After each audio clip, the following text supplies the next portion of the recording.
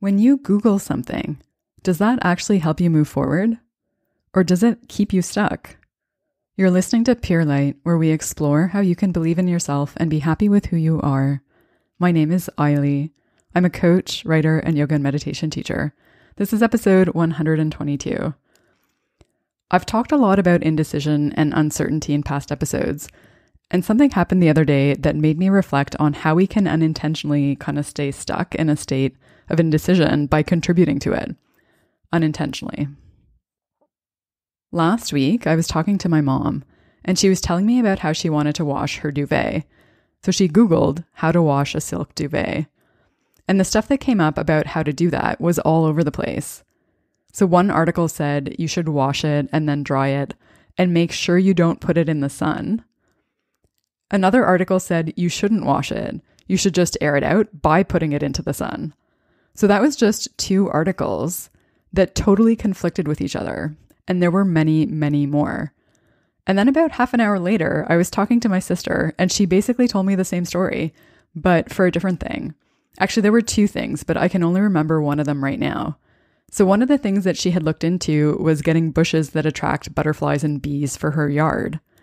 And some of the places that sell bushes were selling one that claimed to attract butterflies and bees. But then when she did more research, she discovered that those bushes don't actually do that in Toronto. I think they do in other areas, but here that it isn't the right type of pollen or something. So she found a whole bunch of information that was all saying different things, and that was also full of conflicting opinions.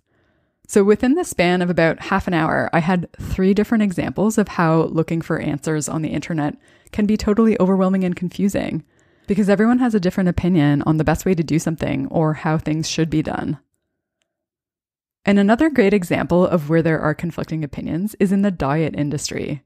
There are so many different opinions, and often with some kind of supporting research that suggests that this is the best way to eat. So if you're looking to change your diet, it can be totally overwhelming and hard to even get started when you're drowning in that kind of information. And the same is true for anything that you're researching online. When you look for information on the internet, it can contribute to indecision. We often think it's going to help, but the truth is that often it makes it harder to decide because there are so many conflicting opinions. If you want to minimize indecision, you may be better off not asking the internet for advice. And here's another example.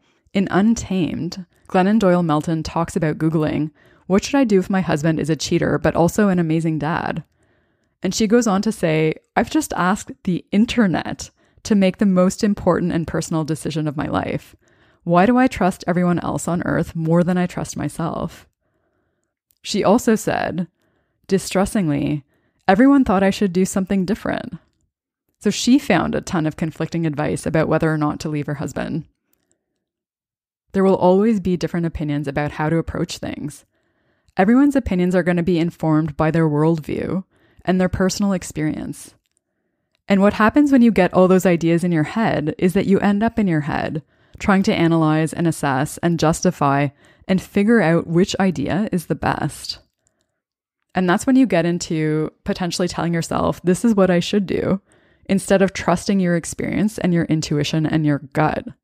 So in a way, asking the internet can be a way of perpetuating indecision. But the thing to remember here is that in your life, the opinion that matters the most is your own. Other people's opinions only matter to the extent that you adopt their ideas and defer to their advice. And it's important to remember that when you do that, you give them your power. Only you can choose your path. Only you know what's best for you. And I realize there's a huge difference between asking the internet about how to wash a duvet versus asking whether or not you should leave your husband, because one might ruin your bedding, and the other will have implications to your closest personal relationships for the rest of your life. But it's important to remember that every time we do something, it becomes easier to create a pattern of doing it again. So if Googling something is the thing that you do whenever you don't know what to do, it can become a habit, not just for the little things, but for the big things too. And that being said, of course there will be times when you really need some information and you can't move forward without it. So if you want to minimize the possibility of getting stuck and contributing to being in a state of indecision, the next time you want to ask the internet for advice, ask yourself, do I really need more information? Like, is there something missing that I really need in order to move forward? Or is this potentially going to contribute to overwhelm and to me staying stuck in a stalling pattern and in a state of indecision? Trust the answers that come up. You are your own highest authority, and you can prove it to yourself by acting accordingly. If you know someone who needs to hear this, please share it with them. Thanks so much for listening. Until next time, may you be guided by your light.